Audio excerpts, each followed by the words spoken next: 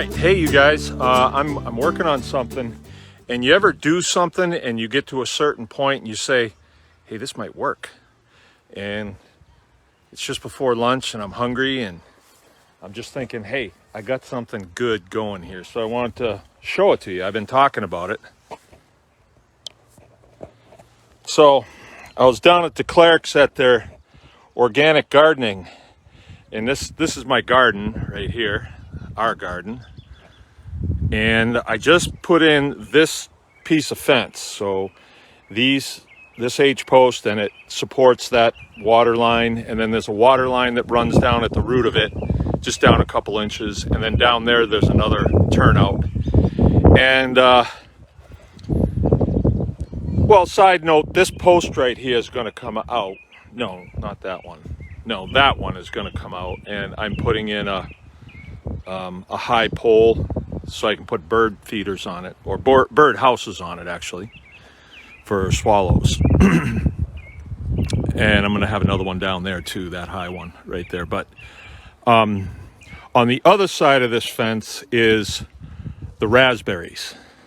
So I mowed them down, and you can see them starting to poke up. They're coming. I was a little worried because the grass is getting a head start on them, but raspberries are tough. There's one right there. They just can't, you can't put them down. And a bunch of them I took out that were on this side, and it was real easy to take them out. I just used the post hole digger and just plucked them right out, came right out. And then on the places where I was a little slim on them, I inserted them. So I put some more down this end. So raspberries will be on this side, on the outside of the garden, because it started out only 2 feet of raspberries, 2 feet thick, and it wound up about 10 feet thick. And so the material that I'm putting down right now is going to come all the way to the end of the fence line here, and it'll keep the raspberries out of the garden. That's kind of the idea, because they keep creeping. And then I'm going to plant down through them things that I want to be here all the time. So I really want to have a nice strawberry patch. I really want to have a nice blueberry patch. And I really want to have asparagus. So I did a little research, and I found out that I can plant asparagus and strawberries together. They do well together, so I'm going to do that. I still have a lot of space, so I'm thinking of other things that I could put in. I want to do a little research on blueberries, because it'd be nice to have all three of them right together.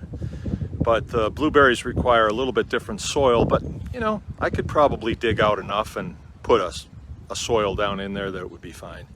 I still need to think about that. There's going to be a lot of space here, and I'm gonna do something else here too along this fence line. You see it goes right down to there. I'm gonna turn it and bring it over a little ways, and then be able to stretch a fence to the corner of the greenhouse. And I'm doing that for peace of mind. I'm gardening with puppies right now, and today it did not go so good. So what I did, puppies really love fresh dirt. So I set up a temporary fence. See that beauty right there? And I set it right at puppy height, and one of them already found it. So I think he communicated with the other one, and they're not in here helping me right now. And I need them to be out of here, because these are my blueberries here from last year, and about 5 of them got trounced by them and chewed. You know, they just do that. So I'm going to make it a two-pronged approach. We're going to put collars on them, but also the electric so they can see it. And I I'm going to sleep better at night knowing that, let's say, because I have cows behind temporary fence in the summertime a lot. And things happen, you know, calves walk through it, and then a mama calf feels like she needs to follow her calf. So it wouldn't be the first time we wound up with a bunch of cows standing in the yard when we, you know, got up in the morning. And it's never happened to where they've really had enough time to go through the garden and tear everything apart. But they would. They're not malicious or anything. They just walk through and nibble a little of this, a little of that, and they're so heavy, they would just get caught on things and drag things around. So I am going to have a single strand that I leave up. I just put a temporary fencer in over here. Might as well show you. I'm going to leave it there. And one of the last things that I'll do is I'll just stretch this single strand. Oops.